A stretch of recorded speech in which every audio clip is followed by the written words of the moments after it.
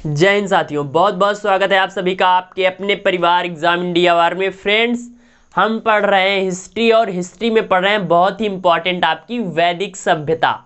तो कल मैंने आपको वैदिक सभ्यता के बारे में काफ़ी जानकारी दी थी। आर्यों द्वारा भारत में शुरुआत की गई जो सभ्यता थी उसे वैदिक सभ्यता या वेदों की सभ्यता कहते हैं। मैंने आपको कल बताया था कि अध्ययन की सुविधा से आपकी वैदिक सभ्यता को दो पार्ट्स में तोड़ देते हैं। एक तो आपका ऋग्वैदिक काल, जहाँ पर आपके ऋग्वेद की रचना की गई, जहाँ पर आपका मूर्ति पूजा नहीं थी, जहाँ पर समाज में वर्ण व्यवस्था यानी आपके ब्राह्मण क्षत्रिय वैश्य शूद्र ये वाला सिस्टम नहीं था। फिर आगे चलकर करीब 500 वर्ष बाद आपका जो समाज है वो वर्ण व्यवस्था में परिवर्तित हो जाता है और उसके बाद आपका स्टार्ट होता है उत्तर वैदिक काल। उत्तर वैदिक काल में आपके जो 3 अन्य वेद हैं, सामवेद, यजुर्वेद, अथर्ववेद, इनकी रचना, इसके अलावा आपके उपनिषद, पुराण, ब्राह्मण ग्रंथ ये लिखे जाते हैं। तो साथ ही आज हम पढ़ेंगे अपना वेद। वेद बहुत ही ज़्यादा इम्पॉर्टेंट है अपने एग्जाम्स के लिए भी, क्योंकि इसमें पूछ लेता है कि वेदों के ऋत्विज कौन होते हैं। पूछ लेगा कि आपका जो सामवेद है उसका ब्राह्मण ग्रंथ कौन सा है, उपनिषद कौन सा है। आज हम इसके बारे में बहुत ही इम्पॉर्टेंट क्लास होने वाली है। तो चलिए, मैंने आपको कल बताया था वेद के बारे में। तो वेद मैंने आपको कल बताया था पिछली क्लास में कि वेद आपकी संस्कृत की विद धातु से बना है, जिसका अर्थ होता है जानना। पहली बात तो बातों को बहुत ही अच्छे से समझे, क्योंकि आपका जो प्राचीन भारतीय इतिहास है थोड़ा बच्चों के कम समझ में आता है, क्योंकि हम लोग उसमें कम इंटरेस्टेड होते हैं, पर एग्जामिनर आजकल यहीं से पूछ रहा है। तो चलिए हेडिंग डाल लीजिए वेद। मैं आपको आज फिर से करा देता हूं, क्योंकि ये वेद की पूरी क्लास होगी, आपके चारों वेदों के बारे में बताया जाएगा। तो साथ ही वेद, तो वेद आर्यों की भाषा कौन सी थी? आर्य आपकी इंडो यूरोपियन लैंग्वेज बोलते थे, जिसमें आपकी संस्कृत आती है। संस्कृत भी उसका एक पार्ट है, तो वेद आपके संस्कृत में है। तो वेद किससे बना होगा? आपके संस्कृत से बना होगा। तो नॉर्मल सी बात है, तो संस्कृत की विद धातु से बना है। संस्कृत की विद धातु से बना है, विद धातु से बना है। और इसका अर्थ क्या होता है आपके विद धातु का? तो इसका अर्थ होता है साथी जानना, टू नो।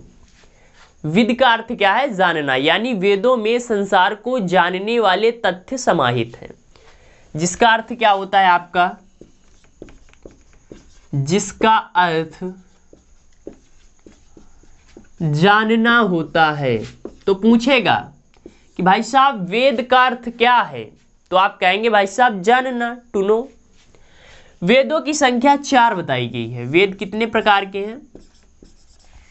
वेद आपके 4 हैं। तो चलिए एक एक करके सबके बारे में पढ़ेंगे। और सबसे पहला वेद आ जाता है आपका ऋग्वेद। कौन सा आ जाता है? ऋग्वेद, जिसके नाम पर ही आपका जो वैदिक काल है उसका पहला पार्ट आपका ऋग्वैदिक काल कहलाता है। ऋग्वेद जो है वो आपकी भारत में आर्यों की जानकारी देता है। ऋग्वेद ही बताता है कि भाई साहब भारत में आर्य आए थे। तो हेडिंग डाल लीजिए, सबसे पहला वेद आपका ऋग्वेद। तो साथ ही ऋग्वेद की रचना कब से कब तक हुई है? तो आपका जहां से वैदिक काल या ऋग्वैदिक काल स्टार्ट होता है वहीं पर आपके ऋग्वेद की रचना की गई। तो रचना टाइम डाल लेते हैं, 1500 से लेकर 1000 ईसा पूर्व। आपका जो ईसा पूर्व होता है वो उल्टा चलता है। ईसा पूर्व 1500 से 1000 ईसा पूर्व के मध्य आपकी वेदों की रचना आर्यों ने आपके सप्त सैंधव प्रदेश, यानी जो आपका सिंधु नदी के आसपास वाला क्षेत्र है, हड़प्पा, मोहनजोदड़ो, जहां पर विकसित हुई थी, यानी आपका पाकिस्तान वाले क्षेत्र पर ही इसकी रचना की गई थी। तो क्षेत्र कौन सा हो जाता है? और रचना क्षेत्र की बात कर लें तो आपका सप्त सैंधव प्रदेश, सप्त सैंधव प्रदेश, यहां पर इसकी रचना होती है। अब ऋग्वेद से इंपॉर्टेंट क्या है? तो ऋग्वेद में कुल 10 मंडल 228 सूक्त हैं, जिसमें से आपका 2 से लेकर 9 तक सबसे प्राचीन है। सबसे पहले 2 से 9 तक लिखे गए। फिर आपका ऋग्वैदिक काल खत्म होने वाला होता है और उत्तर वैदिक काल स्टार्ट होने वाला होता है, तो वहाँ पर ऋषि मुनि जो थे उन्होंने पहला और 10वां मंडल लिखा, जिसमें से पहला आपके शुरू में लगा दिया गया और 10वां लास्ट में लगा दिया गया, यानी पहला और 10वां मंडल आपका सबसे प्राचीन टाइम का है। और इसी के 10वें मंडल में आपका एक पुरुष सूक्त पड़ता है, जिसमें आपके समाज को 4 वर्णों में विभाजित बताया गया है, यानी वर्ण व्यवस्था की स्टार्टिंग कर दी गई थी। तो लिखिए कुल 10 मंडल यानी अध्याय। जैसे अपना सब्जेक्ट में अलग अलग अध्याय नहीं होते, जैसे फिजिक्स की बात कर लें तो आपका आवेश आता है, फिर विद्युत क्षेत्र की तीव्रता आती है, इस प्रकार अलग अलग आपके पार्ट्स नहीं होते। उसी प्रकार इसमें 10 मंडल और 1028 सूक्त हैं। आपका पहला और 10वां मंडल फर्स्ट एंड 10th, यानी पहला और 10वां मंडल क्या है आपका, सबसे बाद का है, सबसे बाद का है। पूछेगा कि कौन सा सबसे बाद का है, तो आप क्या बताएंगे कि पहला और 10वां, या फिर एक ऑप्शन दे देगा फर्स्ट 10th। ओके, और इसी 10वें मंडल में आपका क्या पड़ता है, पुरुष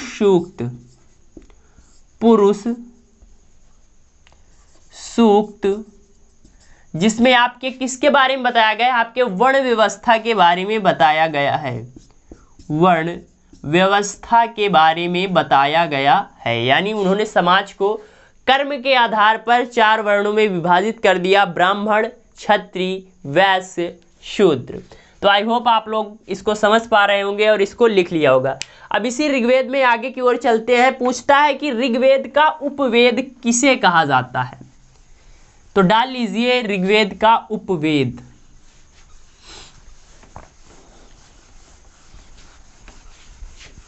तो ऋग्वेद का उपवेद किसे कहा जाता है, उपवेद की बात कर लें भाई साहब। तो ऋग्वेद का जो उपवेद है वो आपका आयुर्वेद होता है, और इसकी जो रचना है वो आपके किसने की थी, प्रजापति ने। तो उपवेद की बात करें तो क्या हो जाता है आपका आयुर्वेद।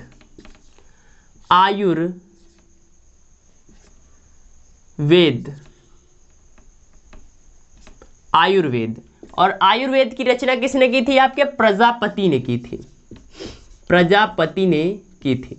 देखिए आपको हिस्ट्री में भी आपकी वैदिक कालीन चीजें, वेदों के बारे में पढ़ना पड़ रहा है ना, बड़ा अजीब है ना। तो उपवेद क्या हो जाता है अपना, आयुर्वेद हो जाता है। अगर इसके ब्राह्मण ग्रंथ और उपनिषद की बात करें, पूछेगा कि निम्न में से कौन सा आपके ऋग्वेद का ब्राह्मण ग्रंथ है, कौन सा उपनिषद है, तब वहां पर आप क्या बताएंगे, तो ब्राह्मण ग्रंथ लिख लीजिए, ब्राह्मण ग्रंथ और आपका उपनिषद।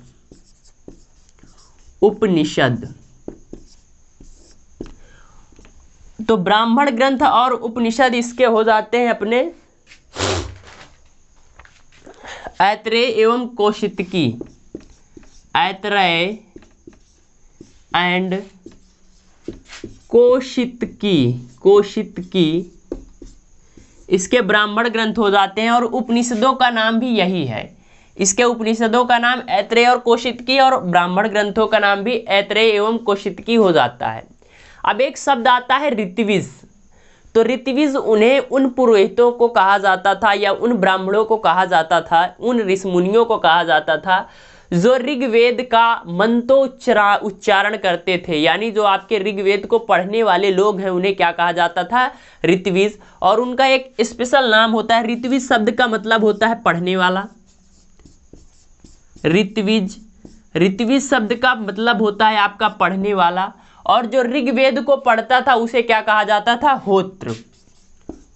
होत्र या फिर आपका होता। तो पूछेगा निम्न में से कौन ऋग्वेद का ऋत्विज है, तो आप बताएंगे होत्र।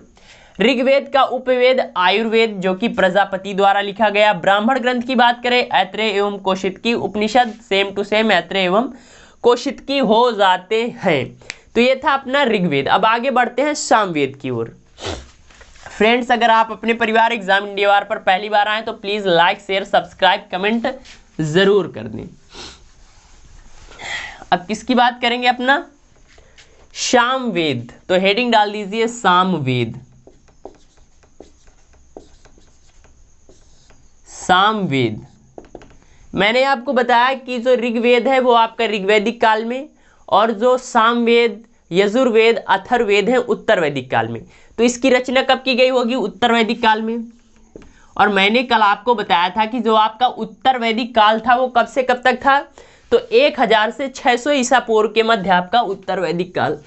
तो रचना कब से कब तक? 1000 से 600 ईसा पूर्व यानी BC में आपका इसका रचना होता है। और इसके रचना क्षेत्र की बात करें तो अब जो लोग थे, बढ़ रहे थे लोग, तो लोग अब सप्त सैंधव प्रदेश से आगे आ रहे थे, यानी आपके हरियाणा और दिल्ली वाले क्षेत्र में आ गए थे, जिसे उस टाइम कुरु पांचाल क्षेत्र कहा जाता था। तो इसका रचना क्षेत्र क्या हो जाता है आपका? रचना क्षेत्र की बात करें साथी तो आपका हो जाता है कुरु पांचाल क्षेत्र। क्षेत्र की बात करें तो क्या हो जाता है? कुरु पांचाल क्षेत्र। अब इससे इंपॉर्टेंट आपके सामवेद से पूछा जाता है कि निम्न में से भारतीय संगीत का जनक किस वेद को कहा जाता है, यानी संगीत के बारे में है आपका। यहां पर जो आपका साम शब्द है, साम शब्द, शाम शब्द का अर्थ होता है गायन। तो आपके साम शब्द का अर्थ ही गायन है। और भारतीय संगीत का जनक क्यों कहा जाता है? क्योंकि आपके जो संगीत के मूल स्वर हैं सारे गामा पाधानी, इनकी जो उत्पत्ति है इसी से मानी जाती है। तो भारतीय संगीत का जनक, भारतीय संगीत का जनक किस वेद को कहा जाता है? तो आपके सामवेद को कहा जाता है। लिख लीजिए, संगीत के मूल स्वर, संगीत के मूल स्वर कौन कौन से? सा, रे, गा, मा, पा, धा और नी। सारे गामा पा धा नी, इसकी जानकारी देने वाला कौन सा वेद है आपका? तो ये आपका हो जाता है सामवेद। तो देखिए, सामवेद आपका किससे संबंधित है? निम्न पूछेगा कि निम्न में से कौन सा वेद आपका संगीत से संबंधित है, तो आपका सामवेद हो जाता है। साम शब्द का अर्थ गायन या गान होता है। भारतीय संगीत का जनक कहा जाता है। रचना की बात करें तो 1000 से 600 ईसा पूर्व, और क्षेत्र की बात करें तो कुरु पांचाल क्षेत्र। अब बात करते हैं सामवेद के उपवेद की। प्रत्येक वेद का एक उपवेद है। जैसे आपका भारतीय संविधान है, फिर इसके बाद उससे रिलेटेड बहुत सारी चीज़ें हैं, जैसे अपनी IPC आ जाती है, CRPC आ जाती है। उसी प्रकार सामवेद में आपका क्या उपवेद, हर वेद के एक एक उपवेद है। उपवेद, तो सामवेद का उपवेद कौन सा है आपका? गंधर्व वेद है, जिसकी रचना नारद मुनि ने की थी। तो कौन सा उपवेद हो जाता है आपका? गंधर्व वेद। गंधर्व वेद, और इसकी रचना किसने की है? नारद ने की है भाई साहब। तो इसके अलावा जो इसके ऋत्विज होते हैं, ऋत्विज से पहले देख लेते हैं अपना और क्या बचता है इसका? उपनिषद, ब्राह्मण ग्रंथ, ब्राह्मण ग्रंथ, उपनिषद, उपनिषद। तो आपके केन और छांदोग्य, केन और छांदोग्य।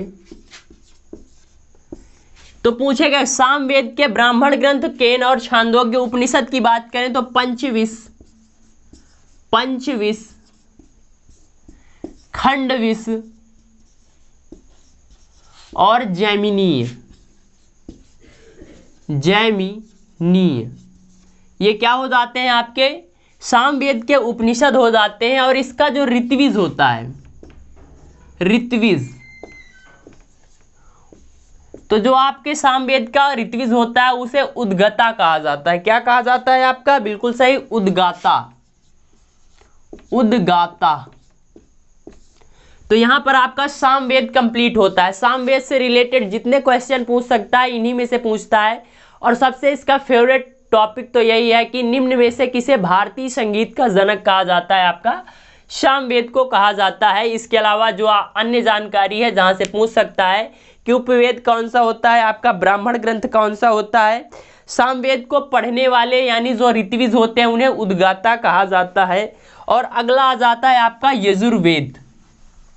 तीसरा वेद कौन सा आता है अपना, यजुर्वेद है, जिसमें आपके यज्ञ से रिलेटेड चीज़ों को यानी जब आपके यज्ञ किए जाते हैं उनमें जो मंत्रोच्चारण होते हैं उनके बारे में जो वेद जानकारी देता है उसे हम कहते हैं यजुर्वेद। तो हेडिंग डाल लीजिए यजुर्वेद। यजु शब्द का मतलब ही होता है आपका यज्ञ। सबसे पहले तो इसके रचना की बात कर ले, कब से कब तक बना। तो रचना उत्तर वैदिक काल, तो उत्तर वैदिक काल आपका कब से स्टार्ट होता है, 1000 से 600 ईसा पूर्व। 1000 से 600 ईसा पूर्व इसकी रचना हुई। और रचना क्षेत्र आपका वही होता है कुरु पांचाल क्षेत्र। कहाँ पर होता है, कुरु पांचाल क्षेत्र में इसकी रचना होती है। अब इससे इंपॉर्टेंट महत्वपूर्ण बातें, यजु शब्द का मतलब क्या होता है, आपका यज्ञ होता है। तो लिख लीजिए यजु शब्द का अर्थ क्या होता है, आपका यज्ञ है। यानी आपके पूछे यज्ञ से रिलेटेड कौन सा वेद है आपका, तो यजुर्वेद है। और इसकी एक और महत्वपूर्ण यह बात है कि भाई साहब ये गद्य और पद्य, गद्य यानी जो नॉर्मली हम लोग पढ़ते हैं गद्यांश पद्यांश जानते होंगे, कविता और उसमें नॉर्मल जैसे आपकी कहानी होती है और एक आपकी होती है कविता, तो इन दोनों फॉर्म में है। कविता को हम गा सकते हैं और कहानी को पढ़ सकते हैं, तो इन दोनों फॉर्म में है। तो पूछता है कि निम्न में से गद्य और पद्य में कौन सा वेद है, तो आपका यजुर्वेद। तो गद्य व पद्य, गद्य व पद्य दोनों में है आपका, ये दोनों में है, जो कि आपका इससे मोस्ट इंपॉर्टेंट पूछे जाने वाला क्वेश्चन बनता है, स्टार मार्कर, दोनों विधाओं में है। तो पूछता है कि निम्न में से कौन सा वेद गद्य और पद्य दोनों विधाओं में है, तो आपका यजुर्वेद हो जाता है। इसके अलावा अगर बात करते हैं साथी, तो यजुर्वेद को दो पार्ट्स में डिवाइड किया गया, दो भागों में बांटा गया, आपके दो भागों में बांटा गया है आपका ये। एक तो आ जाता है आपका कृष्ण यजुर्वेद, कृष्ण यजुर्वेद, और एक आ जाता है अपना शुक्ल यजुर्वेद, कृष्ण यजुर्वेद, और एक आ जाता है अपना शुक्ल यजुर्वेद, शुक्ल यजुर्वेद। और शुक्ल यजुर्वेद को वाजस्नेयी संहिता कहा जाता है, मोस्ट इंपॉर्टेंट। शुक्ल यजुर्वेद को ही क्या बोलते हैं आपका, वाजस्नेयी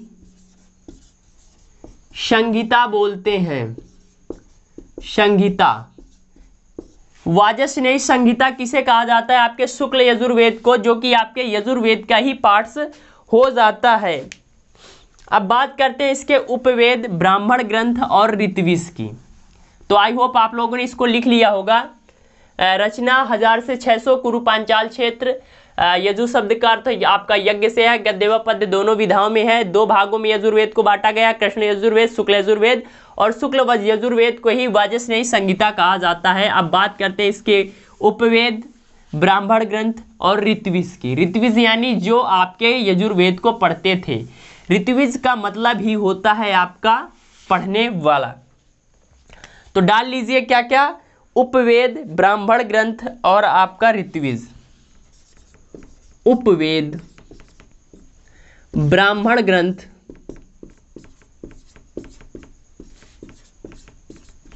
और आपका ऋत्विज,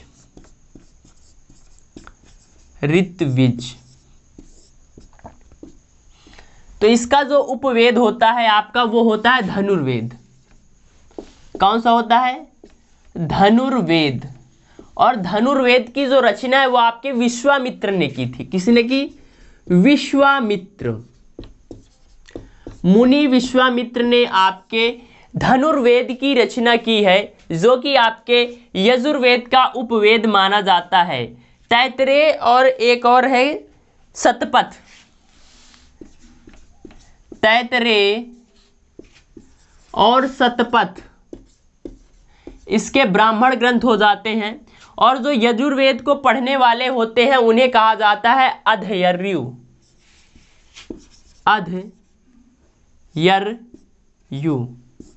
अध्यर्यु कहा जाता है। क्या कहते हैं इनको?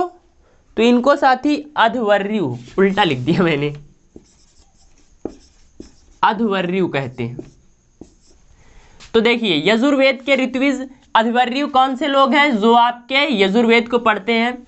यजुर्वेद के ब्राह्मण ग्रंथ तैतरेय और शतपथ। उपवेद की बात करते हैं तो आपका धनुर्वेद, जो कि आपके विश्वामित्र द्वारा लिखा गया है।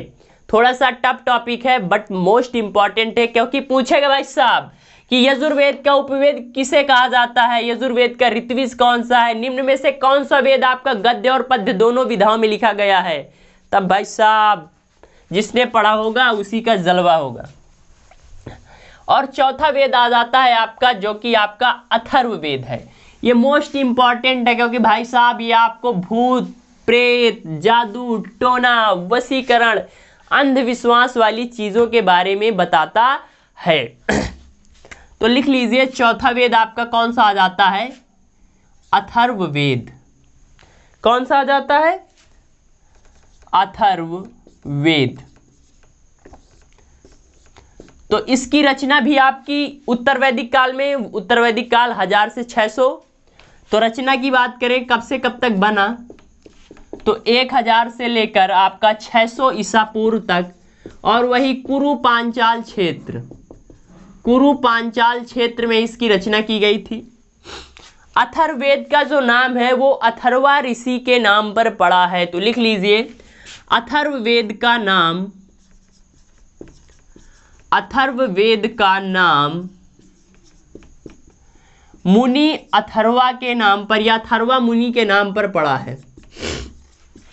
अथर्वा मुनि के नाम पर पड़ा। पूछेगा कि अगर अथर्ववेद का नाम किस ऋषि के नाम पर है, तो आपके अथर्वा मुनि के नाम पर है।